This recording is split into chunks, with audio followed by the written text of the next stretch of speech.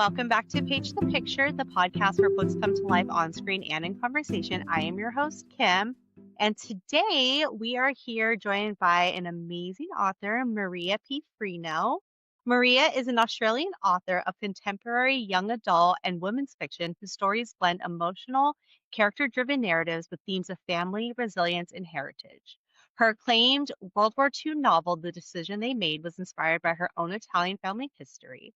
She's also the co-founder of the Sydney Authors Inc., a collective supporting local writers, and she's active online connecting with readers and fellow authors.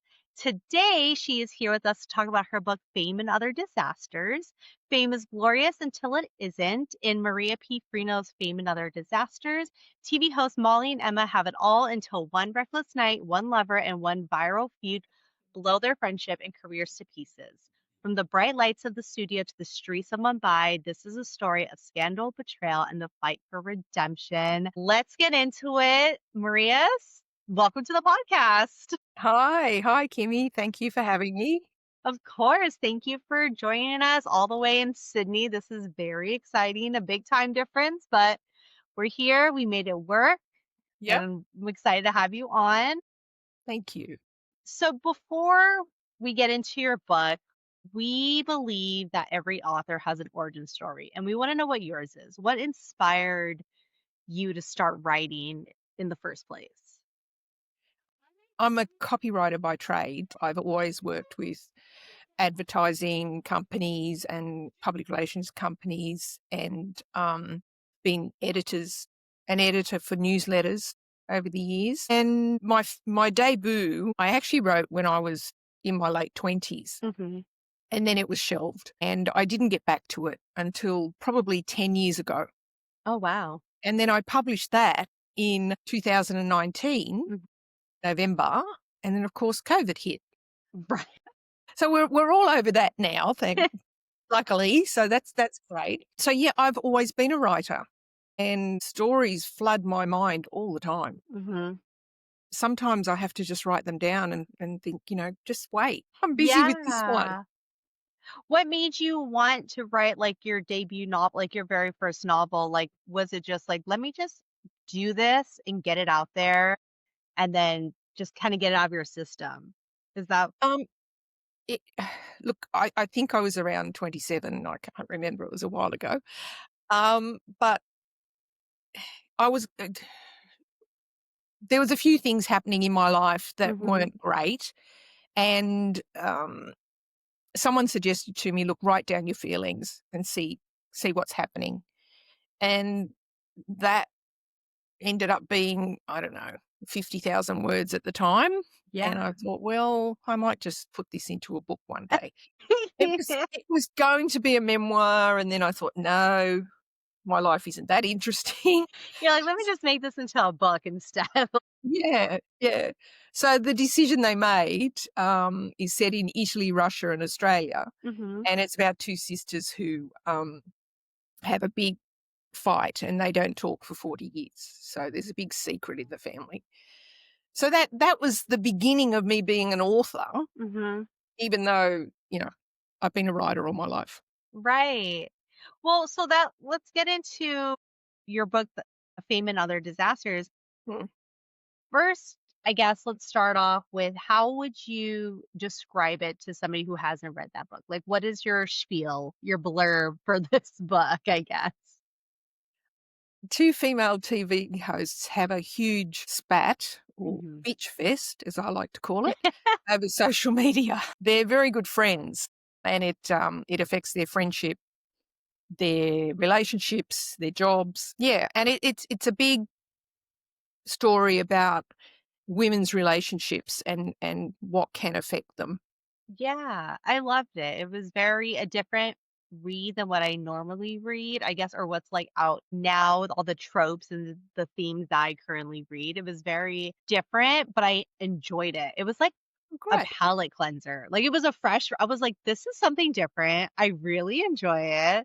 My husband's in like the movie industry. So like for me, I was like, I can kind of like, okay, like I get it. And I really, really enjoyed it. I know my sister did. Her and I we were texting back and forth when we were reading it. So we thought it was such a good story. the question my sister had was the story dives into like messy, glamorous, and sometimes heartbreaking world of fame. What inspired you to explore like the themes and tropes that you chose for this book? Well, I started in television. So Hmm. my first job was in television, and I did end up doing makeup and production work. And so I've written what I know, basically. Yeah. And sometimes that's the best thing, right? Write what you know. And there's a lot of egos in television, well, in celebrity, full Hmm. stop, and so that's where that came from. And, the newsreaders that I knew and the hosts of some shows, Hmm. and yeah, it was all there in the back of my mind. And so that's where it came from. Yeah. And adding the social media aspect into it, of course, when I started, there was no social media. Right. Yeah. And then now it's like everything. Yeah, well, I wouldn't have known you if it wasn't for social media. Right. True. I True. wouldn't Very be here. true. So for me, social media has been great. Hmm. You know, I've sold many books because of being part of social media. Yeah. So I'm one of the lucky ones. I haven't had problems. However, we have had a few instances here in Australia, and I'm sure it happens all over the world, where people have taken their lives Hmm. because of being bullied over social media. Yeah. Now, that's not a new thing as such. It's just that now it's more prevalent and more people see it. And so, I looked into the dark side of social media. Yeah. No, I definitely. I mean, the I didn't see in the book. Would you say your book has trigger warnings? I just jumped right to like the first chapter. I'm just like, here, prologue, here we go. Uh, Yeah, no, I didn't put trigger warnings in, and I haven't in any of my other books either, Hmm. even though some of the subjects can be dark, but I Hmm. don't dwell on them. Yeah. So, yeah, I mean, I do try and keep my books entertaining and a bit on the lighter side. Yeah, definitely. I mean, even on books where I read there's trigger warnings, I'm just like, and that's nice. I just kind of want to dive into the book already. Like, I'll find out how I feel about it when I read it. Yeah. Um, that's interesting that so you said you were in the film business for a while? Television, yes. Television. So Yes. you used a lot of that experience to help you write this story, just things that you've seen and Mm. stories you've heard or And I mean, the advertising industry people is you've met? also, yeah, is also full of egos anyway. So, I have worked with many creatives over the years, and it's been wonderful in Yeah. that it feeds my creativity. So, um, yeah, it's the people that you meet. And I Mhm. mean, since I've become an author, I have met many wonderful authors and artists and creators, and some of whom have become my friends. Yeah. So it's really an industry, it's really a people industry, which I love. Yes. Yeah. No, I completely agree. I love it too. Was there a particular scene in Fame and Other Disasters that was either emotionally tough to write or like incredibly exhilarating? And then um on the flip side, like did you have a scene that ended up being like your favorite to write? You were just like, this is the best. I was waiting for this moment. I've had it. It's time to write it out. So was there a tough scene, and was there a favorite scene that you have? Probably the toughest scene is when she's abducted Yeah. by a so-called fan. Yes. I literally just got goosebumps right now. I'm not even kidding. I just got goosebumps. Yeah, Yes. he's a bit creepy. um, Mhm. the interesting thing is I'm just in the middle of producing the audiobook, and I love yeah, an audiobook. and it's coming out hopefully in October. And the Exciting. narrator, wait till you hear his voice. The characters are just wonderful, but yeah, I'm you'll excited. get more goosebumps, I'm believe getting me. goosebumps right now again. I love a good audiobook and I cannot wait to hear it because this will be so good. Oh, Like, thank as an you. audiobook. Oh, that's scary, exciting. I can't wait to hear the voices. I honestly got goosebumps again.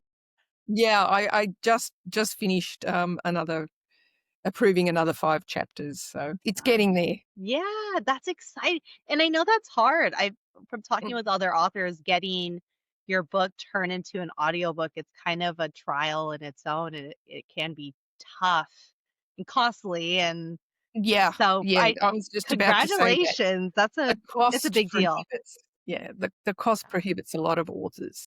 We don't earn a lot of money, and, but this is my test. I'm hoping that I can do some other audiobooks, but this one is I mean, Fame and Other Disasters is if I can say I have a favorite, this one is probably it of Your all my favorite? books. Now, I know you're not supposed to choose, but yeah. The television industry and the creative industry has been part of my life for I don't even wanna say, I don't wanna say I'm that old. You're just like, A for long a time. long time, it's all I've known. I'm really excited about. Well, thanks, Kimmy, that's My great. gosh, I'm excited. I can't wait. Okay, so was there a favorite scene that you have in your book? Probably the party. I mean, Yes. I do remember, yeah, the New Year's Eve party. Mhm. I do remember going to quite a few industry parties and, yeah, they were something. I could only imagine. I honestly could only imagine. I mean, like I mentioned, my husband's in the industry as Mm. well, and so I've tagged along with him to premieres and stuff, and it's very interesting. I will just leave it at that. Alcohol is consumed Yeah. along with other substances, and look, it can be a networking thing, Yes. but unfortunately, yeah, a lot of it can go A lot of wrong. vices, especially if the alcohol is free, which a lot of times Yeah, it is very exactly. free. Um, did any characters or plot lines in your book surprise you by like taking a life of their own? We've found that when we talk to authors, they've either as they're writing, a new character will just randomly come up in their brain and then they just add them into the story. Or a character that they thought of and they're writing it and the character just went a completely different way than they thought. Have you had that experience? If not with this book, any of your other books? More so with this one, Molly took on she is her own person, Yeah. and there's a little bit of me in Molly Mhm. in that she became an accidental star. Mhm. She didn't actually study like Emma did, and she's a journalist. However, Emma is the true journalist, Right. having studied. So I think Molly did, yes. There's another young adult fiction book that I have called Xenia Station Trilogy, which has science fantasy tropes in it. And the young son, who is a twin, gets into a lot of trouble and ends up on some weird planet that, he disappears for a while and it's Right. yeah. And at one stage he wasn't going to come back, but he You're found his like way back. you're like, "He told me he has to come back," and I said, "Okay, I'll bring you back." It's really weird. I don't know what readers think when we authors talk about our characters as if Mhm. they're real, but No, they are in our heads. yes, they're real. I believe they are. Like, I have told authors, like, I would love to hang out with these people, Hmm. or like if someone's death like really, really bothered me, and my sister will tell me, like, Kim, that's just a fictional character.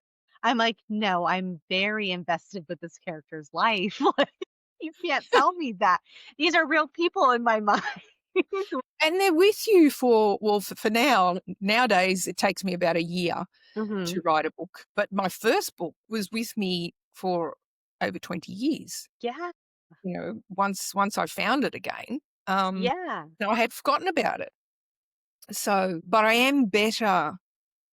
Like one day I will go back to the decision they made and fix it, I suppose you Hmm. could say. Because Revamp it. being my first and a debut, there are things in it that I cringe at now. So I'm a lot better these days. You can see, honestly, you can see your, like, evolution of your writing skill when you look at it. Exactly. Mind you, it's still a popular book. I've just done a promo on with America, a company in America, and, had quite a few downloads. So Well, historical fiction is still popular. yeah, I'm gonna have to read it. I'm interested because your genres seem to be you don't really stick to one genre because you said you just have like a sci-fi. Yeah. Do you just write what you feel and what you know, and if whatever the genre is, that's just what it is. You're not Yeah. I put mean, under a specific genre. if I if I was traditionally published, I would have to maybe put it under one genre. Um, but Where's no, the fun in that? if I had to cut them down, it would be women's fiction Mhm. and fantasy. That's the 2 that I write. But if the story goes a certain way, Yeah. it's not No. We on all purpose. It look, just happens. as readers, we don't stick to one genre, right? No. We read every kind of genre and we're opened up to more and more genres every day. So why can't an author write more than one genre? I'm for it Yeah. 100%. If the book is good, the book is good at the end of the Yeah. day, right? If you enjoyed it, you enjoyed it. Yeah. I mean, self-publishing allows you to do what you want Mhm. and think about what the readers are doing at that moment. So the decision they made has been out for 5 years or more. Mhm. So the fact that it's still popular is great. Yeah. And okay, it's historical fiction, but it could go under women's fiction. Yes. Mm. I agree. I definitely agree. Mm. Um, Getting into some personal reflection, what advice would you give to other writers? This one I'm really excited to hear. Like, you seem like someone who has great advice, so I really want to hear what advice you have. So, someone who's either starting out. I know Tiff's not on here, but she is an author herself. She's written 2 books, so she's kind of starting out, and Mm. it's we love hearing advices that other authors give. So what would your advice be? Well, firstly, sit down and write. There were so many Mhm, people saying, "Oh, I know I've got a book in me, but I don't have the time," or "I don't know where to start." Anyway, Sydney Authors Inc., the mm, group that I helped to start, it helps authors like Tiff or mhm, whoever to find their groove and to work out what it is they want to do. mhm. And it's all free. We have events, and uh, an event we're running at the moment is called Writers at the Pub. We're in a beautiful room that overlooks the city in one of our local pubs here. And for an hour and a half, we discuss self-publishing, interview authors, or we have a panel, Oh, that's and they're exciting. all local authors. And that helps these authors who may not have another way of marketing their books Mhm. to get out there and maybe sell a couple of books, or if, Yeah. half a dozen or so. Yeah, that's exciting. That sounds like so much fun. It is, and the espresso martinis are especially nice. I mean, you've got that it sounds amazing. I'd love to go to a little pub and just little authors and talk and Mm. listen. That sounds like so much fun. It was. Our second one is coming up on the 3rd of September, and we're hoping to keep them going, so we'll see what That's happens. exciting. I feel like if more areas, more states, more countries, if everyone just did stuff like that, it could be an opening to so much. I mean, one thing we pride ourselves on this podcast is doing these interviews with indie authors or just authors who are trying to get their book out there. And it makes us very happy because, and it's nothing against the top, Mm, the popular name authors that are selling or all over social media, but sometimes like the indie author books and the books that people don't know about are the best books and have been like my favorite books. Like to the mm. point where I will suggest them in my different book clubs. I'm like, "Have you guys read this book?" And they're like, "I have no idea who that is." I'm like, "Let me introduce it to you because it's so good." Just talking about it and introducing people to all these other books that are out there that They need to be talked about, like your books. And there's just so Mm. many other authors that have amazing books that need to be talked about and that people need to read because they're so good. Thank They're you. so good.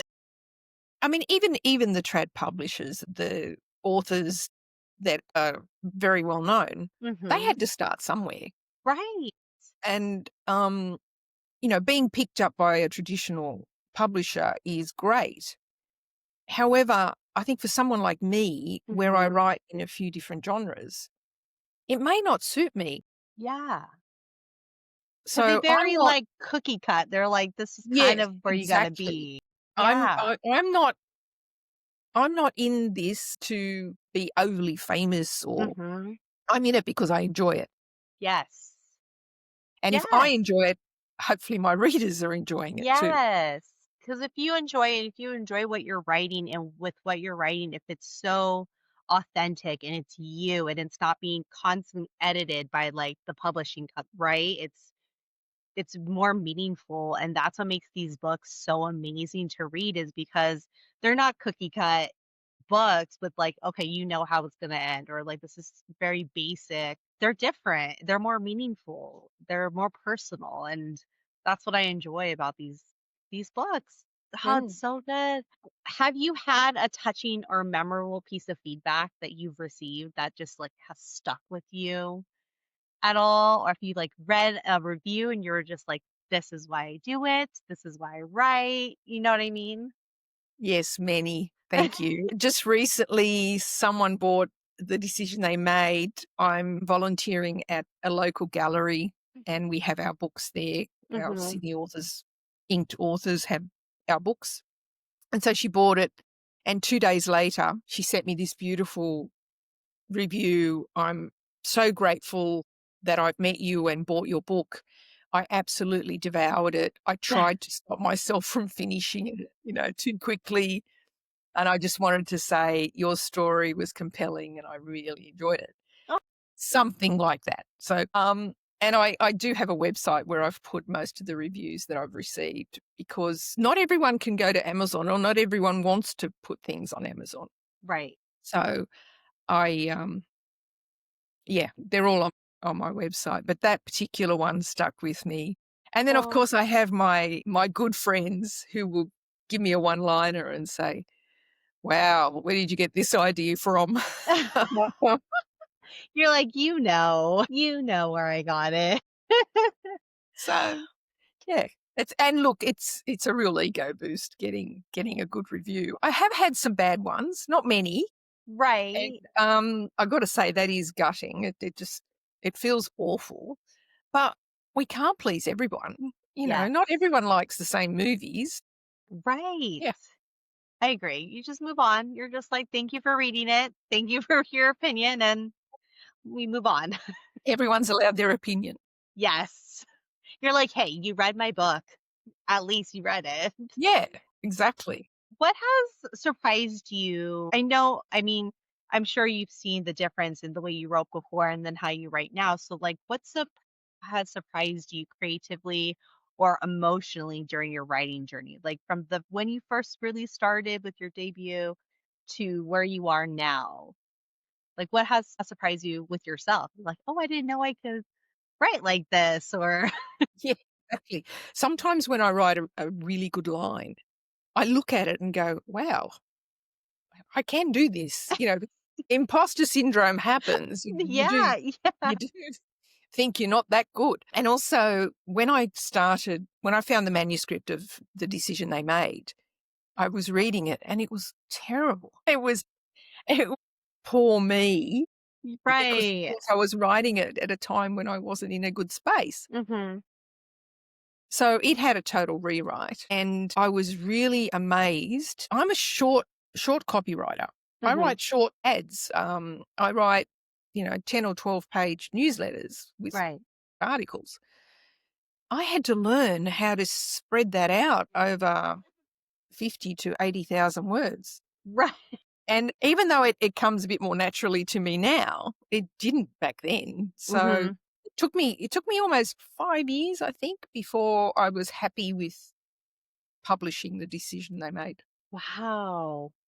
It's Yeah. surprising. I mean, the other thing that surprised me too is I was always a writer, Mhm. but I just thought everyone knew how to write.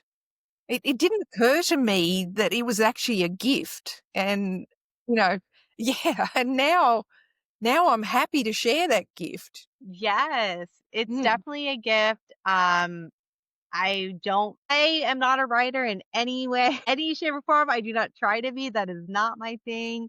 I have a hard time with it. It's all Tiff. She can do it. And I'm just like, hey, if you can do it, amazing. I will read it. Like, I will read it and I great. will give you my opinion on it. That's the best I could do. It's a gift. It's definitely a gift. Yeah, and I'm very happy that it was bestowed on me. Also, I'm from an immigrant background. My Mhm. parents came from Italy back in the Right. 50s. So English wasn't my first language up until I went to school. Mhm. But English was my best subject at That's school. amazing. You're like, So, my gift is here. yeah. So it started back then and I had no idea. Right. Oh, that's beautiful. That's amazing. You never know where your journey will lead you, right? Exactly. The Oh, other go ahead. thing is sorry. No, go The other thing ahead. is if you have a passion, Mhm. go for it.